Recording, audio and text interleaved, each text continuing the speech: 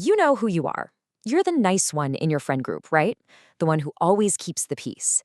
But if you've been feeling kind of drained lately, maybe even a little resentful, then yeah, we need to talk. Because today, we're going to dig into the hidden cost of being just a little too nice. All right, let's just jump right in with a question that I know sounds totally backwards. Is it possible that your niceness is actually damaging the very friendships you're trying so hard to protect? If you've ever called yourself a people pleaser, stick around, this is for you. Because here's the thing.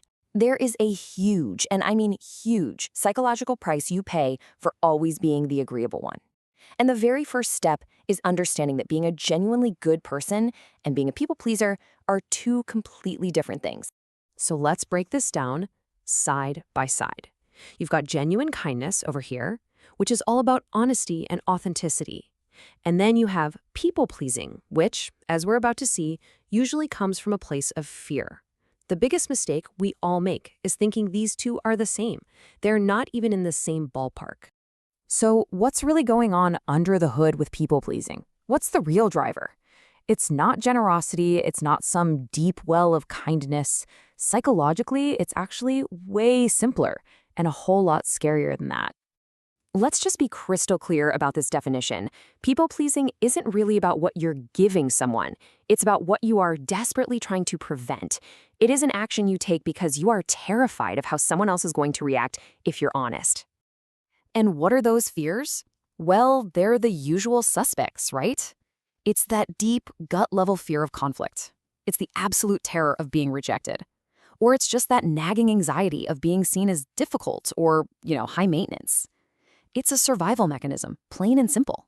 And this is where we have to completely flip our definition of kindness. Real kindness isn't about making everything easy and smooth all the time. In fact, sometimes the absolute kindest thing you can do for someone and for your relationship is to tell the truth, even when it feels really, really uncomfortable for a minute.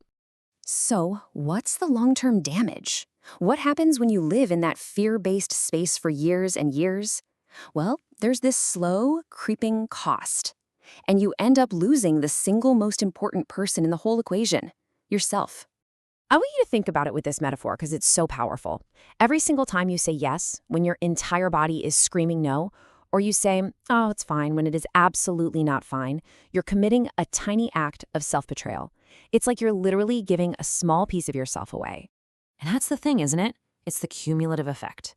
One little yes doesn't feel like a big deal, but you add another one, and over time, you've handed over so many pieces of your core self, your values, your needs, your honest opinions, that you're left with these huge, empty gaps inside.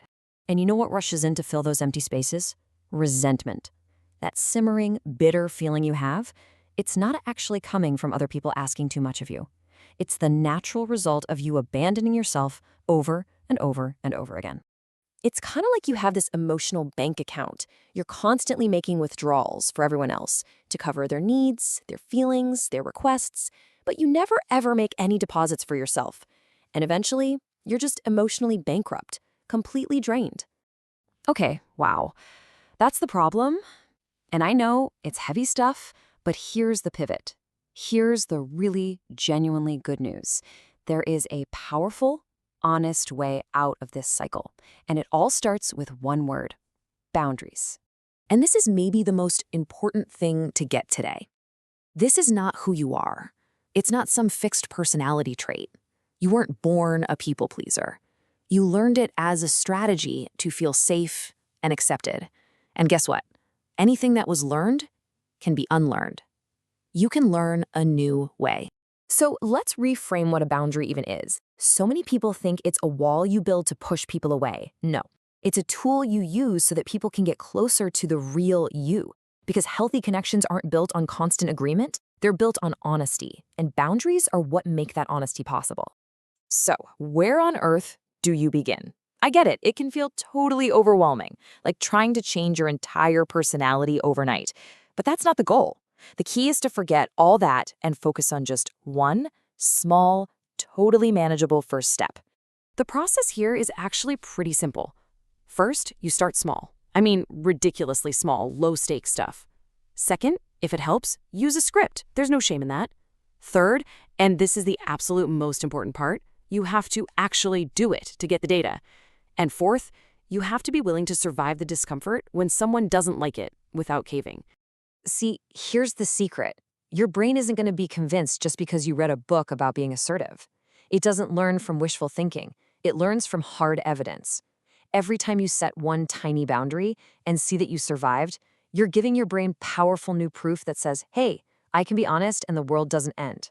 Because ultimately, real strength isn't about shrinking yourself down to be more accommodating, to fit into other people's lives. True strength, it comes from growing a life and building friendships that are big enough and strong enough to hold all of who you are, not just the nice parts, the real, honest, whole version of you.